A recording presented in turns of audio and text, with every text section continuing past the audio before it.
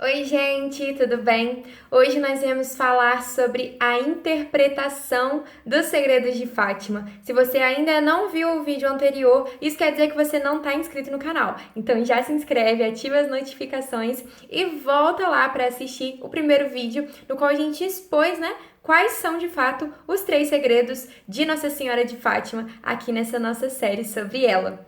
Hoje nós vamos então falar sobre a interpretação da Santa Igreja a respeito desses segredos, e essa interpretação foi feita pelo nosso Papa Emérito querido Bento XVI, que na época era prefeito da Congregação para a Doutrina da Fé. Bom, ele já começa falando que não é revelado ali nenhum grande mistério, que o véu do futuro não se rasga. Mas então, o que Nossa Senhora queria dizer com essa mensagem que para ele é simbólica e de difícil interpretação? Bom, primeiro, a gente vai começar falando sobre o que a igreja entende como revelação pública e como revelação privada, e até que ponto isso são os nossos dogmas de fé, de fato. As revelações públicas, elas são tudo aquilo que está contido no Antigo e no Novo Testamento. É isso que Deus revelou para nós e ela já é completa por si só. Falando a respeito dela, o Catecismo da Igreja Católica cita uma frase de São João da Cruz que diz assim: ao dar-nos como nos deu o seu Filho, que é a sua palavra e não tem outra, Deus disse-nos tudo ao mesmo tempo e de uma só vez nesta palavra única, porque o que antes disse parcialmente pelos profetas, revelou totalmente, dando-nos o todo que é o seu Filho. E por isso, quem agora quisesse consultar a Deus ou pedir-lhe alguma visão ou revelação, não só cometeria um disparate, mas faria agravo a Deus por não pôr os olhos totalmente em Cristo e buscar fora dele outra realidade ou novidade. Bom, é isso que o Catecismo da Igreja Católica nos diz, mas ao mesmo tempo ele não condena as revelações particulares. Isso porque o próprio Jesus Cristo nos disse, ao dizer que nos enviaria o Espírito Santo, de que ainda haveriam muitas outras coisas a serem reveladas por meio dele. Então, tudo aquilo que foi revelado a nós depois da conclusão do Novo Testamento são as chamadas revelações privadas ou particulares. Essas revelações não são dogmas de fé e elas não completam de nenhuma forma as Escrituras. Elas apenas nos ajudam a entender e aplicar a revelação pública aos nossos tempos. E é isso o que diz o nosso catecismo no ponto de número 67. Bom, a aprovação eclesial de uma revelação privada deve conter 3 elementos. Primeiro, que ela não contradiza de nenhuma forma a nossa fé e os nossos costumes. Segundo, que seja lícito de fato torná-la pública.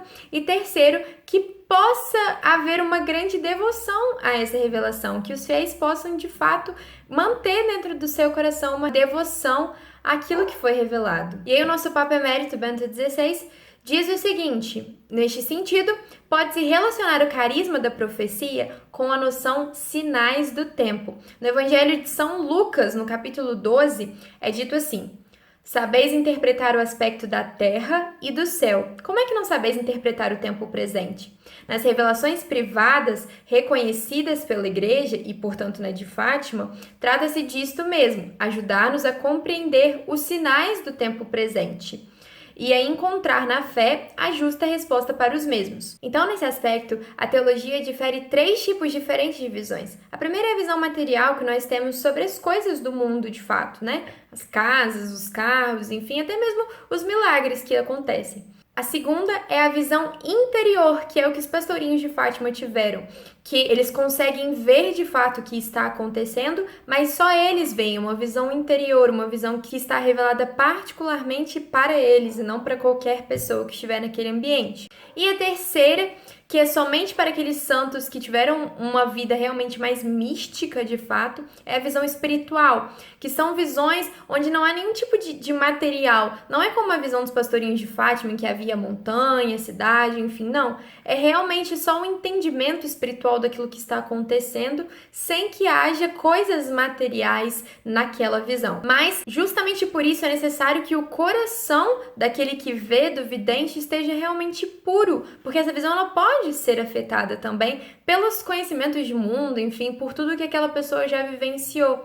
E é por isso que geralmente são escolhidas as crianças, como é o caso dos pastorinhos de Fátima. que tem a alma mais pura e mais limpa de qualquer tipo de interferência. Bom, a partir daí, o Papa Emérito Bento XVI começa a interpretar os segredos de Fátima. No primeiro e no segundo segredo, ele ressalta principalmente que toda a visão do inferno que as crianças tiveram são, na verdade, para um único fim: entender que há salvação. Se há inferno, então há salvação. E qual é, então, o caminho para essa salvação? A devoção ao Imaculado Coração de Nossa Senhora. E ele diz algo muito bonito, que é o seguinte: o termo coração na linguagem da Bíblia significa o centro da existência humana, uma confluência da razão, vontade, temperamento e sensibilidade, onde a pessoa encontra sua unidade e orientação interior. Portanto, devoção ao Imaculado Coração de Maria é aproximar-se dessa atitude do coração, na qual o faça-se, seja feita a vossa vontade, se torna o centro conformador de toda a existência. E então nós vamos finalmente ao terceiro segredo. Da mesma forma como o primeiro segredo e o segundo tinham como destaque a questão da salvação das almas, o Papa Emérito Bento XVI ressalta o grito do anjo: penitência, penitência, penitência. Primeiro, ele faz uma interpretação das imagens de fato que haviam nessa visão. O anjo, junto com Nossa Senhora, que retratam muito bem aquilo que nos foi revelado já em Apocalipse. E por isso, mais uma vez, nós temos que não se trata de uma predição do futuro, mas sim de uma grande mostra para que possamos entender de fato como as Escrituras se aplicam ao nosso tempo. Depois, é feita uma interpretação sobre o lugar de ação daquela visão. Primeiramente, a cidade que está destruída, simbolizando assim o lugar de trabalho do homem, o lugar de ação do homem, que na verdade, ao mesmo tempo, é um grande lugar de destruição. Depois a montanha, que representa a história da humanidade, que deveria estar de fato caminhando para o alto.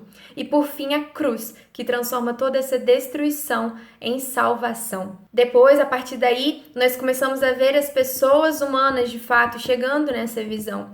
Primeiramente o nosso Papa, seguido dos bispos, sacerdotes, toda a igreja, até os leigos. E aí o nosso Papa Emérito Bento XVI faz uma alusão muito bonita, que é a igreja inteira caminhando por uma via sacra. E diante disso, tem-se muitos martírios, primeiramente do Papa e depois de toda a igreja. E a partir daí os anjos começam a recolher esse sangue e unir o sangue dos mártires ao sangue do Cristo. Então o Papa Bento XVI nos diz o seguinte: o sangue de Cristo e o sangue dos mártires são vistos aqui juntos. O sangue dos mártires escorre dos braços da cruz. O seu martírio realiza-se solidariamente com a paixão de Cristo, identificando-se com ela. Eles completam em favor do corpo de Cristo que ainda falta aos seus sofrimentos. Desse modo, a terceira parte do segredo, que a princípio é tão angustiante, se transforma depois em uma grande imagem de esperança. E por fim, é feita uma grande pergunta para nós. Então, o que queria dizer Nossa Senhora com a revelação destes três segredos? Primeiramente, é importante ressaltar que não se trata de uma predição do futuro e que nós não devemos tentar suprir as nossas curiosidades vãs e até mesmo pecaminosas com a mensagem que Nossa Senhora trouxe para nós em Fátima, mas sim de que o que ainda se pode aplicar nos dias de hoje, apesar de ser uma imagem do passado, uma imagem daquilo que o século de fato representava com tantas guerras e tantos martírios, o que nós podemos ainda aplicar para nós na vida de hoje é a mensagem da oração e da penitência para a salvação das almas. E o nosso Papa Emérito Bento XVI termina falando o seguinte: queria no fim tomar uma vez mais outra palavra-chave do segredo que justamente se tornou famosa: o meu Imaculado Coração triunfará. O que significa isso? Significa que este coração, aberto a Deus, purificado pela contemplação de Deus, é mais forte que as pistolas ou outras armas de qualquer espécie. O faça-se de Maria, a palavra do seu coração, mudou a história do mundo, porque introduziu neste mundo o Salvador, graças àquele sim. Deus pôde fazer-se homem no nosso meio e tal permanece para sempre. Se você gostou desse vídeo, se te foi útil de alguma maneira, curte aqui embaixo, não esquece de mandar para aquele seu amigo que é devoto de Nossa Senhora de Fátima, que eu tenho certeza que ele também vai gostar bastante. Deixe seu comentário, se inscreve e na próxima segunda-feira nós temos mais um vídeo dessa série. Amém? Um grande beijo e salve Maria Imaculada!